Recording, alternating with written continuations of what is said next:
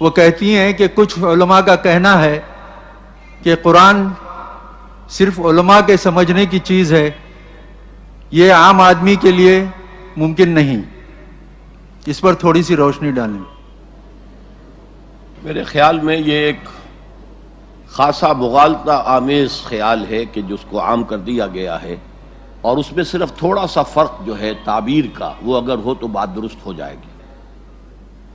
کسی شخص کا مفتی بننا جو کہہ سکے کہ کیا چیز حلال ہے، کیا نہیں ہے، کیا حرام ہے، اس کے لیے تو واقعتاً 14 علوم 16 علوم جتنے بھی آپ کہیں وہ لازم ہے۔ ایک قرآن جو دعوت لے کر آیا ہے اس کے لیے ان کی ضرورت نہیں ہے۔ قرآن نے سب سے پہلے جن کو مخاطب کیا وہ ان پڑھ لوگ تھے، کچھ بھی نہیں جانتے تھے۔ یہ 14 علوم تو وجود میں آئے ہیں بہت عرصے کے بعد،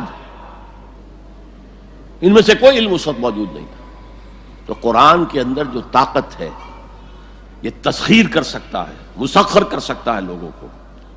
ہم نے اس تلوار کو میان کے اندر رکھ کر زنگ آلود کر دیا ہے۔ اتر کر ہرا سے سوئے قوم آیا اور ایک نسخہ کیمیا ساتھ لایا۔ اس نسخہ کیمیا کو ہم نے چھپا کر رکھ دیا ہے، اس کو عام کریں اور عام آدمی بھی پڑھے، ترجمے سے پڑھے۔ ہاں کوئی اشکال ہو علماء سے جا کے پوچھ لے، کوئی حرج نہیں ہے، لیکن یہ ہے کہ پڑھنے سے روکنا صحیح نہیں ہے۔ البتہ وہ افتاء اور ہے، کوئی فیصلہ کرنا کسی معاملے میں شریعت کی روح سے، وہ ظاہر بات ہے کہ وہ 14 16 جو بھی علوم بیان کیے جاتے ہیں وہ میں قائل ہوں، اس کے بغیر افتاء نہیں ہے۔